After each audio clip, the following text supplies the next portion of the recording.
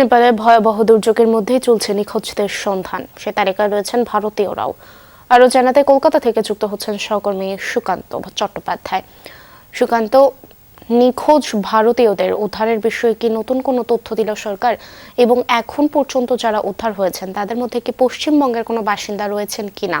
দেখুন, গত 24 ঘন্টা ধরে যে পশ্চিমবঙ্গ সরকার এবং ভারত সরকারের যে পর্যালোচনা, তাতে 32 জন ভারতীয়র যে লাশ উদ্ধার করেছে নেপাল সরকার।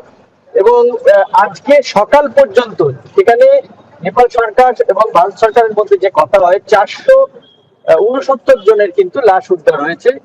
এই যে ভয়াবহ যে বিভৎসতা হয়েছে হরকাবানে, সেই হরকাবানে আহত প্রায় শতাধিক হয়েছে।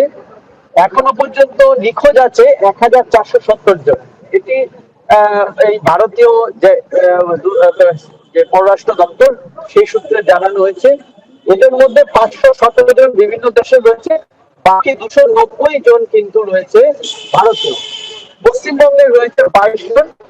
গতকাল মুখ্যমন্ত্রী শুভেন্দু অধিকারী বলেছেন যে 32 জনের কোনো যোগাযোগ করা যাচ্ছে না তাদের সাথে, অর্থাৎ যারা নিখোঁজ রয়েছে তাদেরটাই সরকার সূত্রে জানানো হয়েছে।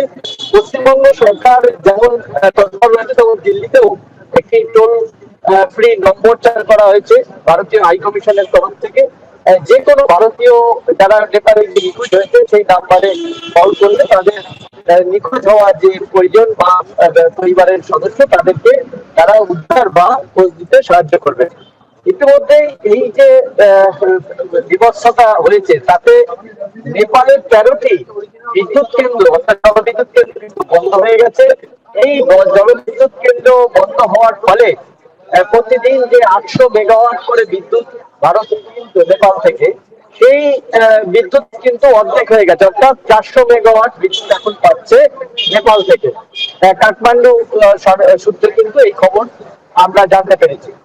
আর যে পশ্চিমবঙ্গে যে নিখোঁজ রয়েছে, যে 32 জন বা 22 জনের দেহ উদ্ধার হয়েছে, লাশ উদ্ধার হয়েছে, এই সবকটি বিষয় কিন্তু পশ্চিমবঙ্গ সরকার যেমন গুরুত্বের সঙ্গে দেখছে, এবং নেপাল সরকারের সঙ্গে তারাও ব্যক্তিগতভাবে যোগাযোগ করে এই লাশগুলি কিভাবে পশ্চিমবঙ্গে আনা যায় সে বিষয়ে কিন্তু তারা তদারকি করছে। 22 জন ভারতীয় মরদেহ ইতিমধ্যে উদ্ধার হয়েছে এমনটি জানাচ্ছিলেন আপনি। অনেক ধন্যবাদ সুকান্ত আপনাকে।